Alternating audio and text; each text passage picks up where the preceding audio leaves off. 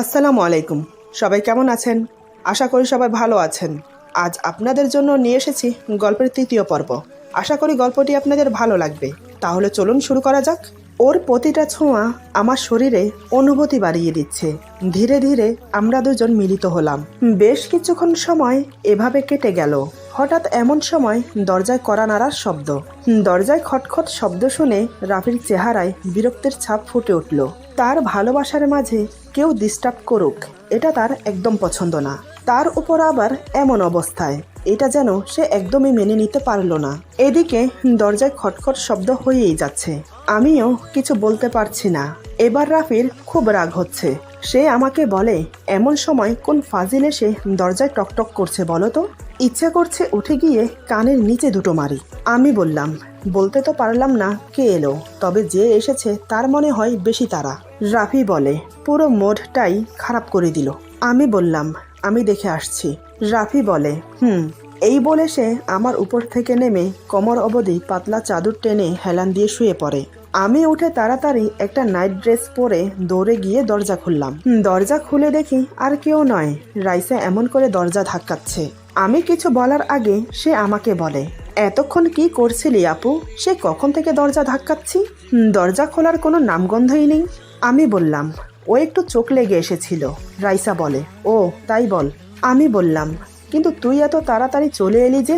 তুই তো বলেছিলি তোর আজ লেট হবে। রাইসা বলে, আর বলিস না, আমার এক বান্ধবী হঠাৎ অসুস্থ হয়ে পড়ে, তাই আজ আড্ডা ক্যান্সেল। এজন্য তাড়াতাড়ি বাড়িতে চলে এসেছি।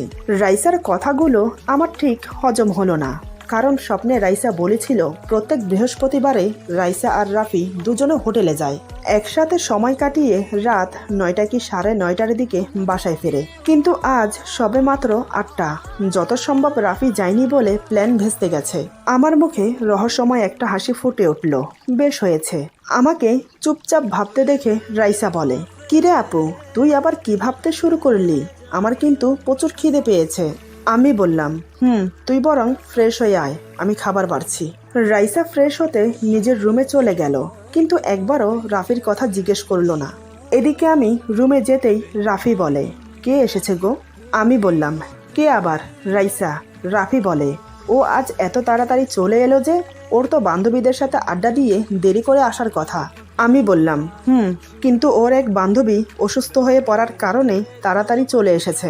রাফি এক রাশ বিরক্ত নিয়ে বলে, কাবাবের মধ্যে হাড্ডি তোমার ওই বোন এসেছে যখন আর একটু দেরি করে আসতে পারলো না? দিল তো ভালো মুহূর্তটাকে খারাপ করে। বুঝতে পারলাম ওর চাহিদা পূরণ না হওয়াতে ওর খুব অস্বস্তি হচ্ছে। কিন্তু কথাগুলো কি সে কিছু আড়াল করার জন্য আমাকে শোনাচ্ছে, নাকি সত্যিই তার মনের কথা? যাই হোক, তবে আমিও ওদের বুঝতে দেব না যে আমি ওদের সন্দেহ করছি। তাই আমি এবার নিজেকে স্বাভাবিক করে ওর কাছে এসে ওর কপালে আলতো করে একটা চুমু দিয়ে বললাম, রাগ করছো কেন? এমনটা নয় তো যে তুমি আর আমি কোথাও চলে যাচ্ছি। সারা রাত তো পড়ে আছে নাকি? এবার ওঠো, ফ্রেশ হয়ে খেতে আসো। রাফি আর কিছু না বলে ফ্রেশ হয়ে খেতে বসলো। তারপর আমরা তিনজন একসাথে খেয়ে উঠলাম। রাইসা রুমে চলে যাচ্ছিল দেখে আমি ডেকে বললাম, ব্যাগপত্র গুছিয়ে নে, কাল সকালে তোকে হোস্টেলে দিয়ে আসবো। আমার কথা শুনে রাইসা রাফির দিকে তাকালো। রাফিও এক নজর রাইসার দিকে তাকিয়ে রুমে চলে গেল। রাইসা ঠিক আছে বলে সেও রুমে চলে গেল। কিন্তু রাফি একটিবারের জন্য আমাকে জিজ্ঞেস করলো না যে আমি হঠাৎ এমন সিদ্ধান্ত কেন নিলাম। তবে আমার এই সিদ্ধান্ত রাফিকে মনে মনে অনেক ভাবাচ্ছে, কারণ এই 2 বছর রাইসা আমাদের এখানে থেকে পড়াশোনা করছে, সব খরচ রাফি দিচ্ছে। এই নিয়ে আমি কখনো আপত্তি করিনি, এমনকি সেও কখনো আপত্তি করেনি। সব কিছু তো ঠিক চলছিল, কিন্তু ওই যে আমার স্বপ্নটা আমাকে বাধ্য করেছে সব কিছু করতে। লোকে বলে ভোরের স্বপ্ন নাকি সত্যি হয়। আমি জানি না, যদি বাস্তবে সত্যি হয়ে থাকে তখন। না, আমি আর রিস্ক নিতে চাই না। এসব ভেবে আমি সবকিছু গুছিয়ে রুমে গিয়ে দেখি রাফি হেলান দিয়ে শুয়ে আছে। আমাকে আসতে দেখে সে বলে, কি গো, তোমার হয়েছে? আমি বললাম, হয়েছে। আমি ওর পাশে বসে ওকে বললাম, তোমার সাথে আমার কিছু কথা আছে। রাফি বলে, কি কথা বলো? আমি বললাম, আসলে আমি আবার পড়াশোনা শুরু করতে চাই। আমার কথা শুনে সে খুব অবাক হলো। বিয়ের এতগুলো বছর কেটে যাওয়ার পর হঠাৎ কেন আমি পড়াশোনা করতে চাইছি, এটা কোনোভাবেই মাথায় আসছে না ওর। সে আমার দিকে অপলক্ষীনভাবে তাকিয়ে আছে। আমি বললাম, কি হলো? অমন করে তাকিয়ে কি দেখছো? কথা বলছো না যে? আমার কথায় যেন ওর ধ্যানভঙ্গ হলো। রাফি এবার উঠে বসে পেছন থেকে আমার গলা জড়িয়ে ধরে আমার ঘাড়ে একটা কিস করে বলে, তুমি পড়াশোনা করতে চাও সেটা তো ভালো কথা। আমি কি কখনো তোমাকে কোনো কিছুতে না করেছি? তা আমার বউটা কোন কলেজে ভর্তি হবে শুনি? আমি বললাম, এখনো ভাবিনি কোন কলেজে ভর্তি হব। বাবাকে বলেছি, বাবা যে কলেজে ভর্তি হতে বলবে সেখানেই ভর্তি হব। আমার মুখে এই কথা শুনে রাফি আমার দিকে চোখ গোল গোল করে তাকিয়ে বলে, তুমি তুমি বাবার সাথে কথা বলেছ? আমি বললাম, হুম। রাফি বলে, কখন, কবে? আমি বললাম, আজ সকালে তুমি অফিসে যাওয়ার পর। রাফি বলে, তুমি বাবার সাথে কথা বলেছ? এটা শুনে আমি বিশ্বাস করতে পারছি না। এই 5 বছরে আমি তোমাকে একবারও দেখিনি বাবার সাথে কথা বলতে। তুমি যে বাবার সাথে অভিমান করেছিলে, তাহলে এবার তোমার অভিমান ভেঙেছে। আমি বললাম, হুম, আর কত? অনেক তো হলো রাগ অভিমানের পালা। রাফি বলে, সত্যি আমি খুব খুশি হয়েছি তোমার কথা শুনে। রাফি মুখে যতই খুশি প্রকাশ করুক না কেন, সে মনে মনে আমাকে নিয়ে অন্য কিছু ভাবছে। হঠাৎ আজকে আমার এতটা পরিবর্তন ও যেন কোনোভাবেই মেনে নিতে পারছে না। আমি বললাম, চলো ঘুমিয়ে পড়ি, সকালে আবার রাইসাকে হোস্টেলে দিয়ে আসতে হবে। আমার কথা শুনে রাফি আমার গলা আরো শক্ত করে জড়িয়ে ধরে বলে, এত তাড়াতাড়ি তো ঘুম আসবে না আমার। আমি বললাম, কেন, তোমার আবার কি কাজ আছে? রাফি আমার ঘাড়ের কাছে মুখ গুজে নাক ঘষতে ঘষতে বলে, কেন, তুমি জানো না সন্ধ্যার কাজটা যে আধুরা রয়ে গেল, মনে নেই? ওর কথা শুনে আমি লজ্জা পেয়ে বললাম, তুমিও না সেই আগের মতোই থেকে গেলে। রাফি বলে, আর তুমি বুঝি বদলে গেছো? তুমিও তো ঠিক আগের মতোই আছো। এই বলে সে আমার ঘাড়ে গলায় পাগলের মতো চুমু খেতে লাগলো। ধীরে ধীরে বুকের উপর হাত দিয়ে নাইট ড্রেসের বাঁধনটা এক টানে খুলে দিল। অমনি নাইট ড্রেসটা কাঁধের 2 সাইড দিয়ে গলে কোমরের কাছে এসে আটকে রইল। এক টানে নিজের টি শার্ট খুলে আমাকে উন্মুক্ত বুকে জড়িয়ে নিল। শরীরের প্রত্যেকটা অঙ্গে অঙ্গে ভালোবাসার ছোঁয়া ভরিয়ে দিতে লাগলো। সে এক অন্যরকম অনুভূতি। তারপর আমরা আমাদের আধুরা কাজটা সম্পূর্ণ করে একে অপরকে জড়িয়ে ধরে ঘুমিয়ে পড়লাম। সকালে ঘুম থেকে উঠে ফ্রেশ হয়ে সবার জন্য নাস্তা বানালাম। তারপর একসাথে খেয়ে রাইসাকে হোস্টেলে ছাড়ার জন্য গাড়িতে উঠে বসলাম। গাড়ি বলতে রাফির গাড়ি না, একটা ট্যাক্সি বুক করে ওকে নিয়ে বসলাম। রাফি অনেকবার বলেছিল যে সে আমাদের হোস্টেল অবধি ছেড়ে দেবে, কিন্তু আমি তার মুখের উপর না করে দিয়েছি। তাতেই সে চুপ হয়ে গেল। তারপর আমি রাইসাকে তার জন্য নির্ধারিত করা হোস্টেলে পৌঁছে দিয়ে হোস্টেলের লেডি ম্যানেজারের সাথে কথা বলে আবার বাসায় ফিরে এলাম। কিন্তু আমার মনের খচখচানি এখনও যায়নি। রাইসাকে হোস্টেলে দিয়ে এসেও আমার মন শান্ত হচ্ছে না, কারণ ওরা চাইলেই ফোনে যোগাযোগ করতে পারবে। এমনকি রাফি গিয়ে রাইসার সাথে দেখা করে আসতে পারে। এদিকে আমার বোন রাইসা, অন্যদিকে অফিসে নিতু, দুজনেই যেন আমার গলায় কাটা হয়ে আটকে আছে। আরও একটা বিষয় নিয়ে ভাবা দরকার। এই 5 বছরে আমি বাচ্চা নিতে অনেকবার ট্রাই করেছি, কিন্তু রাফি কোনো দিনও বাচ্চা নেওয়ার কথা বলেনি। কেন? বরং আমি ওকে প্রেশার দিয়েছি বাচ্চা নেওয়ার কথা বলে, কিন্তু সে বারবার একটা কথাই বলে, এত তাড়াহুড়ো কিসের? বাচ্চা নেওয়ার সময় হলেই বাচ্চা নেব। এর মধ্যে তার উদ্দেশ্য কি? প্রতিদিন কিসের মেডিসিন আমাকে খেতে দেয়? বিয়ে হওয়ার পর থেকে দেখছি প্রত্যেক 6 মাস অন্তর অন্তর একটা করে ইঞ্জেকশন দিয়ে নিয়ে আসে। কিসের ইঞ্জেকশন এগুলো? বললেই বলে, ও কিছু না, তুমি অনেক দুর্বল। তাই ডাক্তার বলেছে যতদিন না তোমার দুর্বলতা যাচ্ছে ততদিন 6 মাস অন্তর অন্তর একটা করে ইঞ্জেকশন মারতে হবে। আচ্ছা, মানুষের দুর্বলতা কি 5 বছর ধরে থাকে? আমি তো পরিপূর্ণ সুস্থ, পুরো সংসার নিজের হাতে সামালছি। রাফির সবকিছু দেখাশোনা আমি করি, শারীরিক মিলনের দিক দিয়েও কোনো অপূর্ণ রাখেনি। তাহলে দুর্বলতা কিসে? নাকি আমার বাচ্চা না হওয়ার জন্য এই মেডিসিন আর ইঞ্জেকশন দেওয়া হচ্ছে আমাকে? না, এভাবে চলতে দেওয়া যায় না।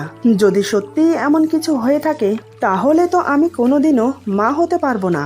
এই তো আর 1 সপ্তাহ পরে আবার আমাকে ডাক্তারের কাছে নিয়ে যাবে চেক আপ ও ইঞ্জেকশন মারার জন্য। তখন আমি ডাক্তারকে জিজ্ঞেস করব। এদিকে রাফি অফিসে গিয়ে রাইসাকে ফোন দিল।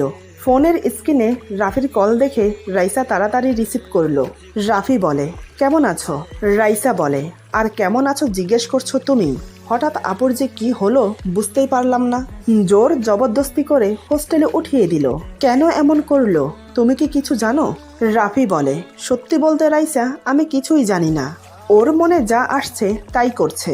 তোমাকে বলেছে কি না আমি জানি না। কাল রাতে খাওয়া দাওয়ার পর রুমে এসে হঠাৎ সে আমাকে বলে সে নাকি আবার পড়াশোনা শুরু করবে। সত্যি বলতে আমি তো ওর কথা শুনে একদম অবাক হয়ে গেছি। বিয়ের এতগুলো বছর পর পড়াশোনা করতে চাইছে, কেমন আজীব লাগছে না? রাইসা অবাক হয়ে বলে, বলো কি?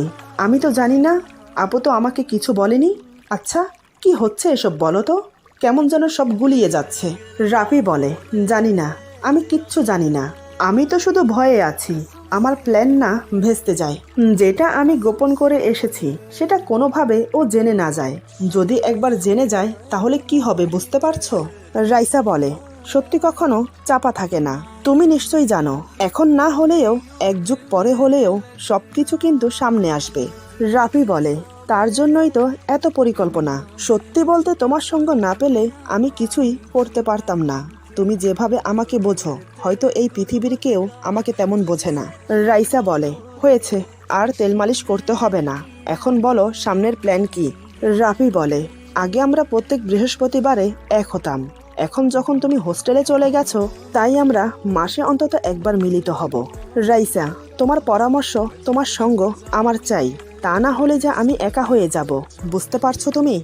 রাইসা বলে, আগামী সপ্তাহে আপুকে হসপিটালে নিয়ে যাবে, তাই না? রাফি বলে, কিন্তু ভয় হচ্ছে। রাইসা বলে, টেনশন করো না, আর মাত্র একটা ইঞ্জেকশন, তারপরেই তো সবকিছুর সমাধান। তোমার আর আমার কোনো টেনশন থাকবে না। তুমি শুধু ডাক্তারের সাথে আগে একবার কথা বলে নিও, তাহলেই হবে, ব্যাস। আর কিছু? রাফি বলে, না, আপাতত তেমন কিছু নেই আর, তবে তোমাকে খুব মিস করব। রাইসা বলে, আমিও। তারপর রাফি ফোন রেখে দেয়। ফোন রাখার সাথে সাথে নিতু কেবিনে প্রবেশ করে।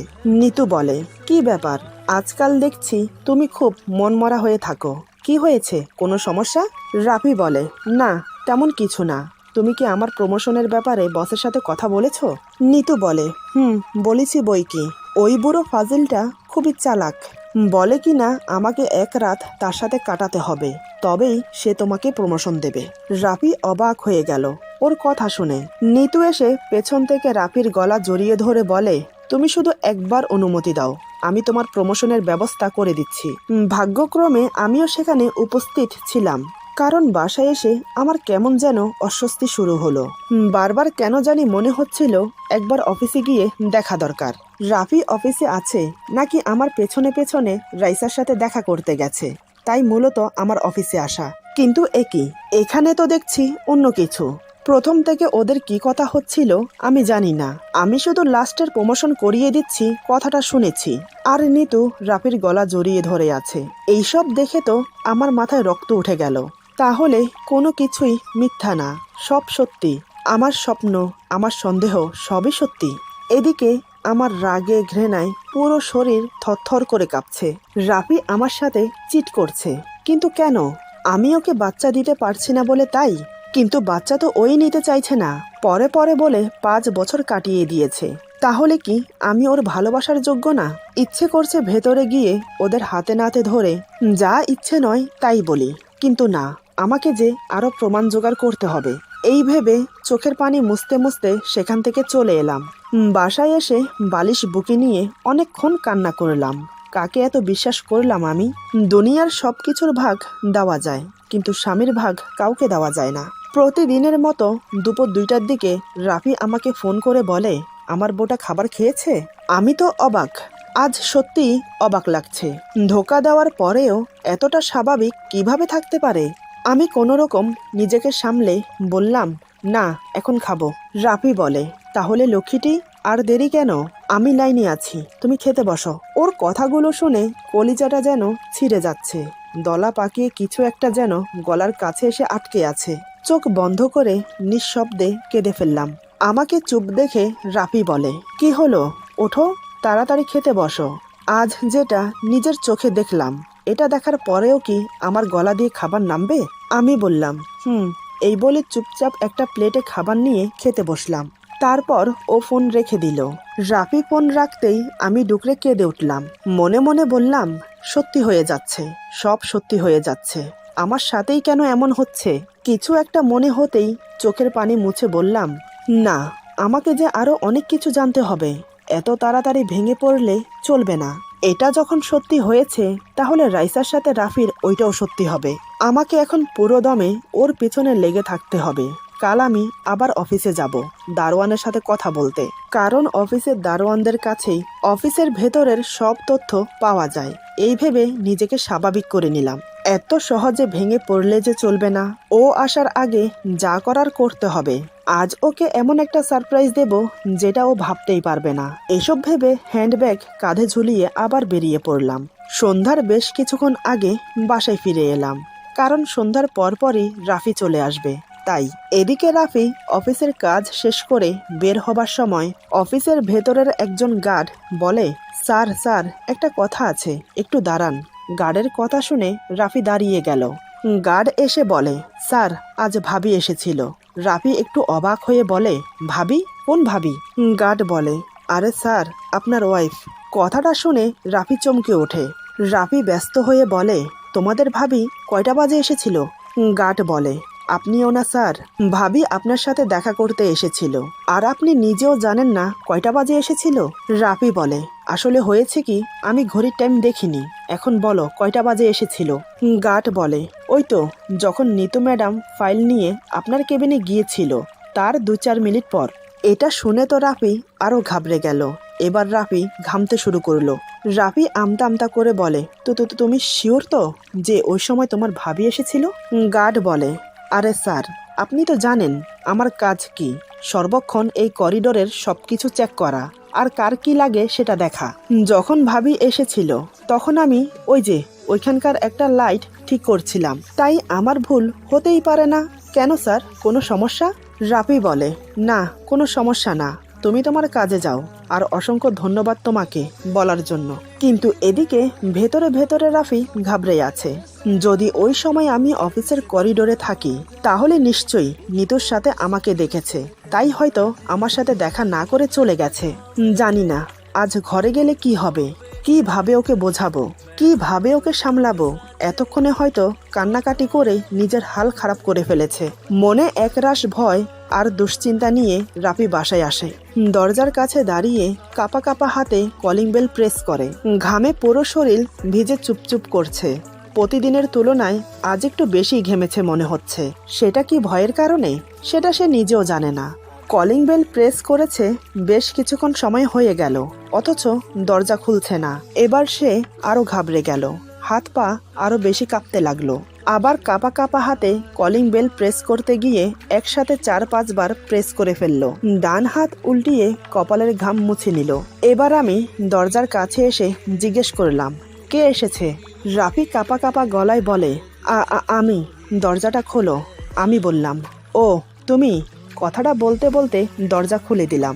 দরজা খুলে দিতেই আমাকে দেখে রাফি হতভ্রম হয়ে যায়। আমাকে দেখতে দেখতে ওর হাত থেকে কখন যে ব্যাগ ছুটে নিচে পড়ে যায় সেটা সে বুঝতেই পারলো না। ও যেন ভাবতে পারেনি বাসে এসে এমন কিছু দেখবে। ভাবা তো দূর, কখনো স্বপ্নেও ভাবতে পারেনি এই জীবনে আমাকে এভাবে দেখবে। আমাকে দেখে যেন ওর চোখ ধাঁধিয়ে গেছে। আসলে আজ বিকেলে আমি ঘর থেকে বেরিয়ে পার্লারে গিয়েছিলাম নিজেকে একটু